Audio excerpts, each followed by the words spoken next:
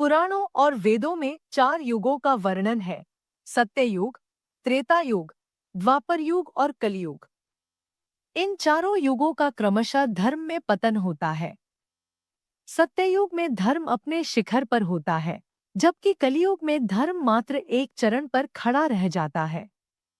ऐसी मान्यता है कि जब अधर्म, पाप, अन्याय और अपराध चरम सीमा पर पहुंच जाते हैं, तब ईश्वर स्वयं अवतार लेते हैं और धरती पर पुनः धर्म की स्थापना करते हैं।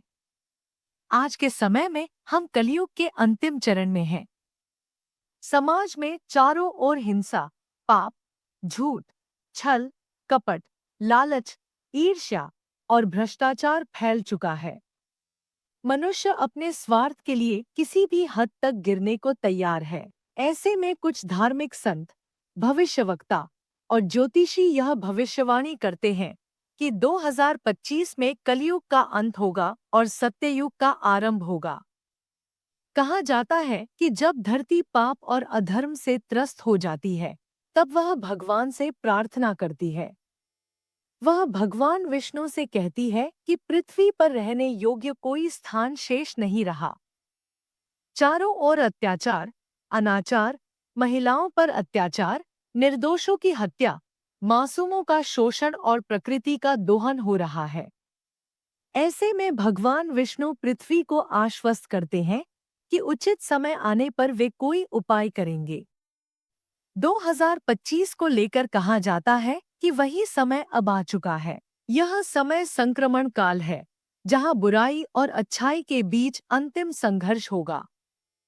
कई प्राकृतिक आपदाएं आएंगी, भूकंप, बाढ़, महामारी, अकाल, जो धरती को शुद्ध करेंगी। जो लोग धर्म, मानवता, करुणा, सत्य और अहिंसा के मार्ग पर चलेंगे, वही इस संघर्ष को पार कर पाएंगे। अधर्मी, भ्रष्ट, पापी और निर्दयी लोग इस परिवर्तन काल में नष्ट हो जाएंगे। सत्ययुग का स्वरूप। कथा अनुसार 2025 के बाद जो नया युग आएगा, वह सत्ययुग होगा। इसमें हर मनुष्य सत्य और धर्म का पालन करेगा। मनुष्य और प्रकृति में संतुलन बना रहेगा।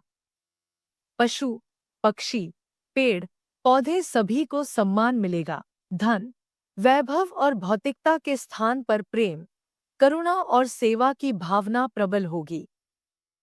विज्ञान और आध्यात्म का अद्भुत समन्वय होगा। विज्ञान का उपयोग मानव कल्याण में होगा, न कि विनाश में। मनुष्य की उम्र बढ़ेगी, बीमारियां घटेंगी और जीवन सुखद बनेगा।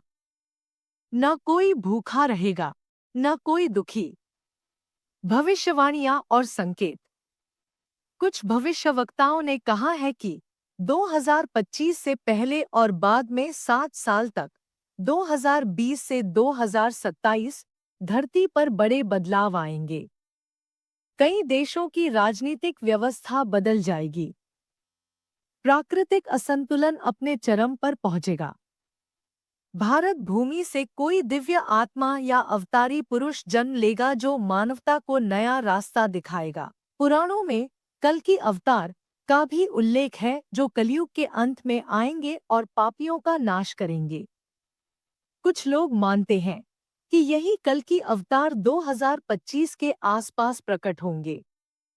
धार्मिक ग्रंथों में युगों का समय करोड़ों वर्षों का बताया गया है। अगर उसी गणना से देखें तो अभी कलयुग की बहुत कम अवधि बीती है। इसलिए 2025 में युग परिवर्तन की बात केवल मान्यताओं और अटकलों पर आधारित है।